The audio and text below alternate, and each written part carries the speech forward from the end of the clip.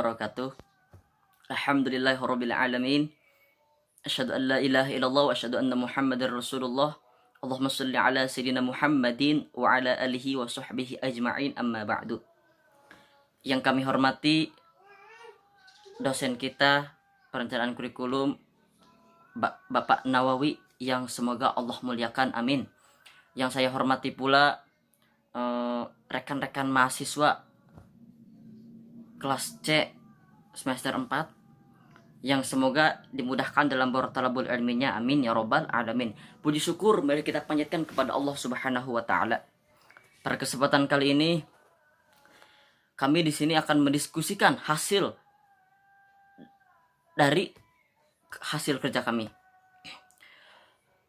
Dan tidak lupa salat bertasalam semoga tetap Allah telah limpahkan kepada junjungan alam, yakni Habibana wa Nabiyana Muhammad sallallahu alaihi wasallam, kepada keluarganya, para sahabatnya, tabi'in dan tabi'atnya, dan semoga sampai kita selaku umatnya yang semoga diberi syafaatul uzma di yaumil kiamat nanti, amin ya robbal alamin.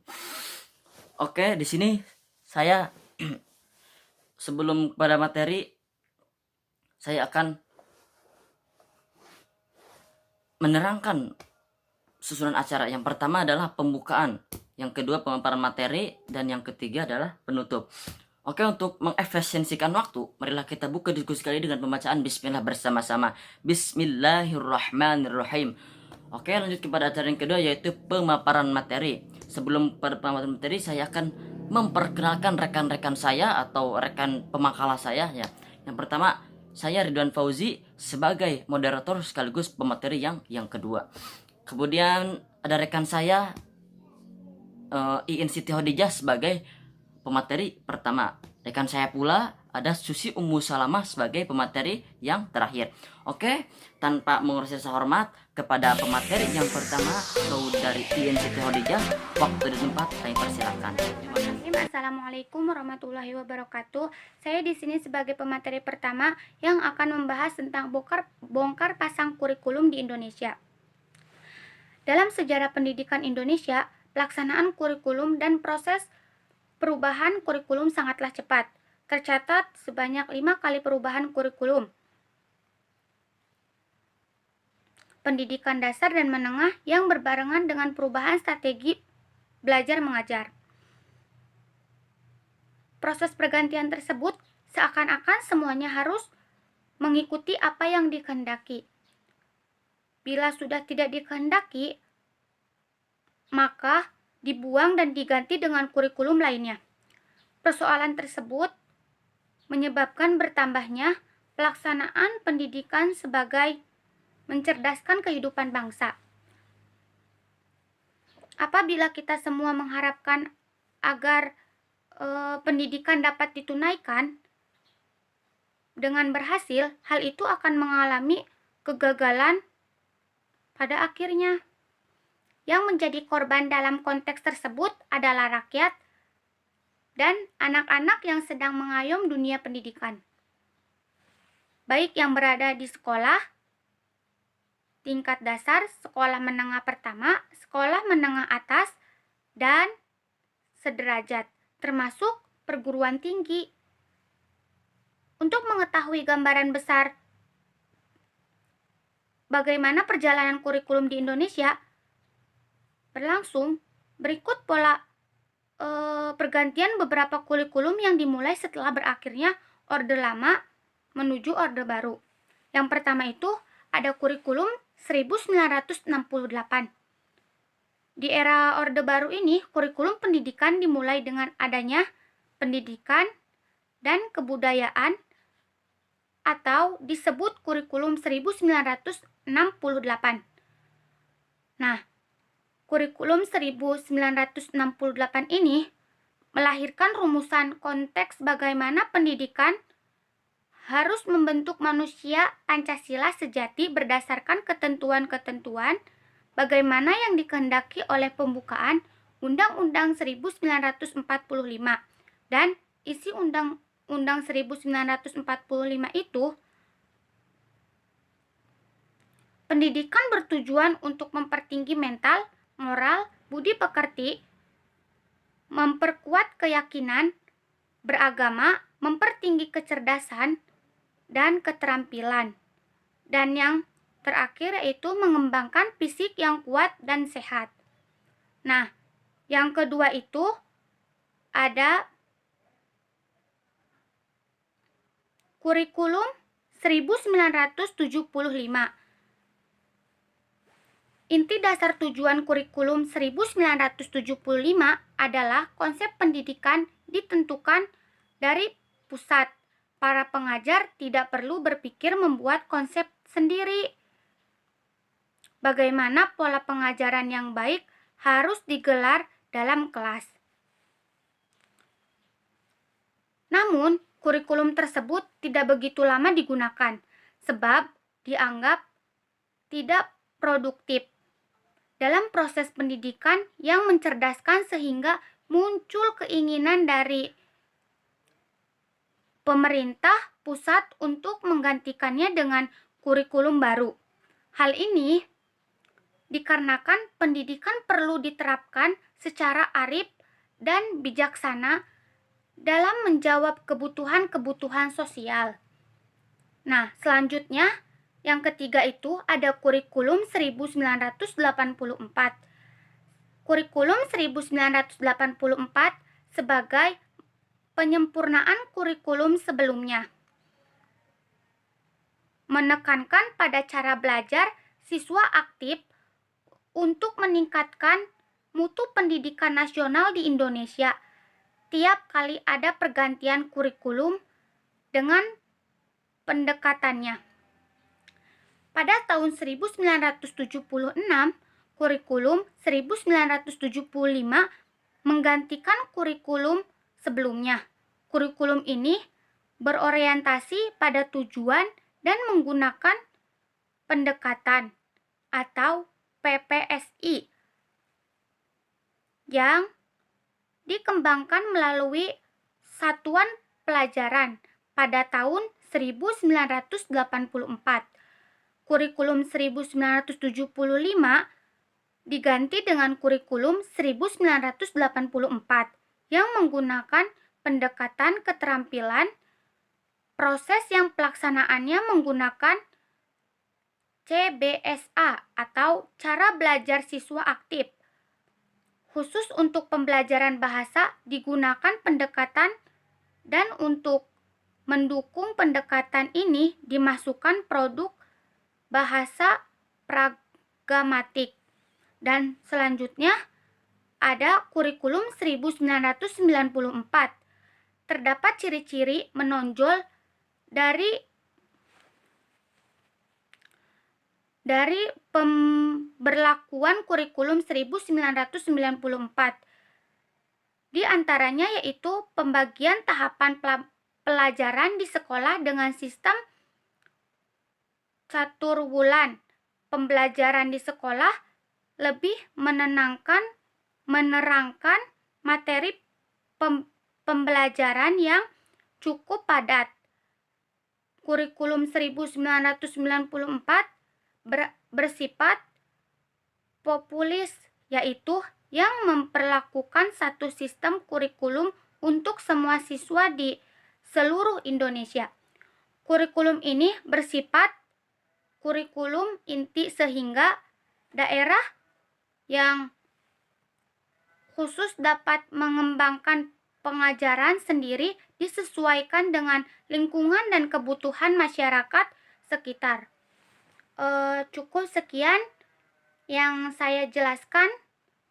Kurang lebihnya mohon maaf, saya kembalikan kepada moderator. Terima kasih. Wassalamualaikum warahmatullahi wabarakatuh. Oke, terima kasih kepada pemateri yang pertama, Saudari Insyati Khadijah. Begitu Masya Allah pemaparan dari beliau. Oke, lanjut kepada pemateri yang kedua yang akan disampaikan oleh saya sendiri.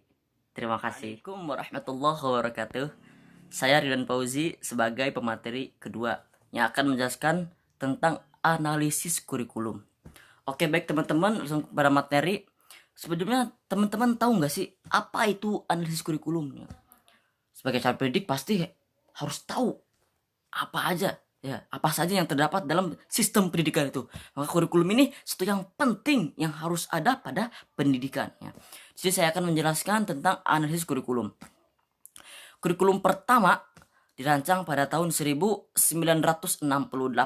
yang menekankan pada pentingnya pembinaan moral, budi pekerti, agama, kecerdasan dan keterampilan serta fisik yang kuat dan sehat. Nah, itu. Kemudian kurikulum pada tahun 1968 dianggap belum sempurna, teman-teman. Ya. Sekalipun penyusunannya berdasarkan hasil kajian yang mendalam terhadap Pancasila dan Undang-Undang Dasar 1945. Oleh karena itu, ya, para pemerintah, para ahli, para praktisi pendidikan melakukan inovasi dan uji coba terhadap model desain pembelajaran yang pada akhirnya terakumulasi dalam perwujudan kurikulum 1975 ya. Kurikulum 1975 ini dipandang belum mampu mengakomodasi upaya menciptakan manusia Indonesia seutuhnya yang berindikasi pada pengembangan 3 aspek, teman-teman. 3 aspek ini yaitu kognitif, afektif, dan psikomotor, teman-teman. Kognitif, afektif, dan psikomotor. Maka dirancanglah kurikulum 1984 ya, sebagai penyempurnaan kurikulum sebelumnya yang melahirkan pada cara belajar siswa aktif atau lebih dikenal dengan CBSA, teman-teman. Maka perlu digarisbawahi, teman-teman. CBSA ini begitu penting ya. Setelah berjalan selama lebih kurang 10 tahun, teman-teman, implementasi kurikulum tahun 1994 ini terasa terlalu membebani guru dan murid ya. Membebani guru dan murid. Mengingat jumlah materi yang terlalu banyak ya, jika dibandingkan dengan lahirnya kurikulum 1994. Nah, gitu. Sebagai penyertaan dari kurikulum 1994. Nah, mutu pendidikan yang semakin terpuruk hingga berada pada level ke-12 dari 12 negara di Asia, teman-teman. Seolah mengindikasikan hanya dengan perubahan kurikulum kemudian keterpurukan itu dapat didongkrak. Hanya dengan perubahan kurikulum kemudian keterpurukan itu dapat didongkrak ke arah yang lebih baik. Maka lahirlah kurikulum 2004 yang dikenal dengan KBK yang terus berkembang menjadi KTSP. Kemudian pada awal tahun 2006-2007 secara mendadak Mendiknes meluncurkan peraturan nomor 22, 23 dan 24 pada tahun 2006 tentang standar isi atau SI, standar kompetensi lulusan atau SKL, dan pelaksanaannya melalui ketiga Kemendiknes tersebut sekolah SD, SMP, MTS atau sederajat, kemudian SMA, SMK, MA atau sederajat harus menyusun kurikulum tingkat satuan pendidikan atau KTSP, yaitu KTSP. Berdasarkan panduan yang disusun oleh Badan Standar Nasional Pendidikan atau BSNP, satuan pendidikan dapat menerapkan Pemdiknas tersebut mulai tahun ajaran 2006-2007 dan paling lambat pada tahun ajaran 2007 semua sekolah harus sudah mulai menerapkannya ya. Mungkin begitu pemaparan dari saya, kurang lebihnya mohon maaf ya. Billahi taufiq. Wassalamualaikum warahmatullahi wabarakatuh. Terima kasih pemaparan materi dari saya, kurang lebihnya saya mohon maaf. Lanjut kepada pemateri yang terakhir nih, teman-teman. Pemateri ini begitu Masya Allah ya, harus kita perhatikan dengan lebih teliti. Kepada saudari Susi Ummu Salamah sebagai pemateri terakhir, waktu dan tempat tanpa mengurangi rasa hormat, waktu dan tempat kami persilahkan. Terima kasih. Menjelaskan tentang tujuan dari kurikulum. Nah, perlu teman-teman ketahui adanya kurikulum itu pasti adanya tujuan. Nah, kurikulum itu merupakan alat untuk mencapai tujuan, maka kurikulum itu harus dijabarkan dari tujuan umum pendidikan. Nah, dalam sistem pendidikan di Indonesia kan tujuan pendidikan itu bersumber kepada falsafah bangsa Indonesia. Nah, di Indonesia itu sendiri ada 4 tujuan utama yang secara hierarki sebagai tujuan kurikulum. Nah, yang pertama yaitu tujuan nasional. Nah, tujuan nasional atau tujuan dari bangsa ya. Nah, perlu teman-teman ketahui dalam Undang-Undang Nomor 2 Tahun 1980 tentang Sistem Pendidikan Nasional, rumusan tujuan pendidikan nasional itu disebutkan bahwa pendidikan nasional itu bertujuan mencerdaskan kehidupan bangsa dan mengembangkan manusia seutuhnya, yaitu manusia yang beriman dan bertakwa terhadap Tuhan yang Maha Esa atau berbudi luhur, yaitu memiliki pengetahuan dan keterampilan, kesehatan jasmani dan rohani, kepribadian yang mantap dan mandiri, serta rasa tanggung jawab kemasyarakatan. Nah, yang kedua yaitu tujuan institusional atau tujuan dari pihak lembaga. Nah, lembaga di sini seperti apa? Seperti lembaga formal, yaitu SD atau MI, SMP, MTS, MA, SMA, SMK. Nah, atau sebagainya. Nah, dari tujuan dari institusional ini yaitu tujuan yang harus dicapai oleh suatu lembaga. Nah, tujuannya yaitu apa? Seperti apa yang harus dimiliki oleh setiap peserta didik yang menamatkan lulusan sekolah dari lembaga tersebut. Nah, sebagai contoh yaitu kemampuan apa yang harus dimiliki oleh anak didik itu setelah lulus dari sekolah tersebut. Dan sebagai contohnya apalagi kemampuan apa yang dimiliki dari sekolah-sekolah itu, dan rumusan tujuan institusional itu harus merupakan penjabaran dari tujuan umum, yaitu tujuan nasional tadi yang telah dijelaskan tadi. Nah, kemudian harus memiliki kesinambungan antara satu jenjang dengan jenjang yang pendidikan tinggi yang lainnya ya, seperti MI sama MTS dan MA sampai ke IAIN atau perguruan tinggi. Nah, kemudian tujuan institusional juga harus memperhatikan fungsi ya, fungsi dari karakter lembaga itu sendiri, seperti lembaga pendidikan umum ya, pendidikan guru dan sebagainya. Kemudian yang kedua yaitu yang ketiga yaitu tujuan kurikuler. Ya, tujuan kurikuler itu adalah penjabaran dari tujuan kelembagaan pendidikan ya, yakni tujuan institusional yang tadi telah dijelaskan. Nah, tujuan kurikuler itu adalah tujuan di bidang studi atau mata pelajaran, sehingga mencerminkan hakikat keilmuan yang ada di dalamnya. Nah, secara operasional ini adalah rumusan kemampuan yang diharapkan dapat dimiliki anak didik setelah suatu mata pelajaran itu atau bidang studi itu gitu. Jadi pada tujuan kurikuler itu yakni